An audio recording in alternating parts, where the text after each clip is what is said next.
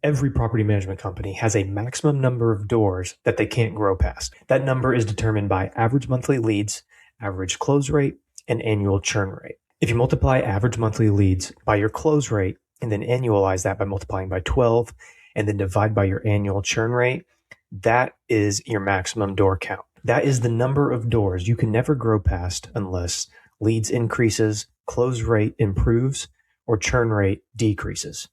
We just released a calculator that does this, so you don't have to worry about doing any math. Let's look at a quick example. Take North Pole Property Management. Say Santa currently manages 617 single-family gingerbread homes. He runs a 23% annual churn rate, a 20% close rate, and typically generates about 75 leads per month.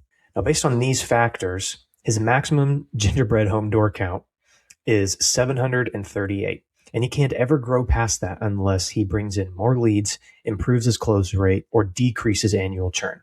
Now, this calculator can also help you plan for your 2026 growth target, as well as calculate your churn tipping point, which I'll explain more in a minute. For now, let's use this to forecast growth. Let's say that because of market conditions, lots of elves can't sell their gingerbread houses and are looking to rent. And Santa thinks he can grow by 120 clients next year.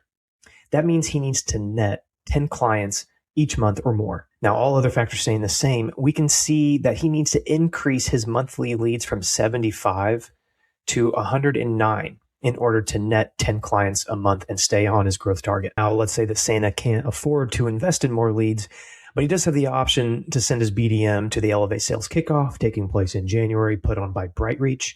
Shout out to friend of Blanket, Ben Smith.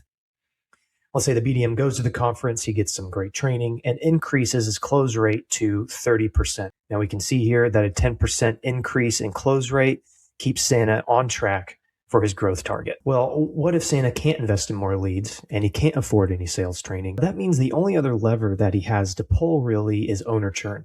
In this example, if Santa can cut his annual owner churn rate down to 10%, he can still hit his growth target. Now, like I said a minute ago, this calculator also shows you your churn tipping point. Now, this is the point at which churn outpaces growth, net growth turns negative, and your business begins to shrink. Let's say Santa had an off year and his communication was terrible. Now, keeping all other factors the same, we can see that if his churn rate jumps up to 30%, his business would actually begin to shrink. Net growth goes negative. Even though he's still bringing in 75 leads a month, closing them at 20%, because churn is so high, it's outpacing that growth and the business is shrinking. This is a really important number to track closely and know off the top of your head.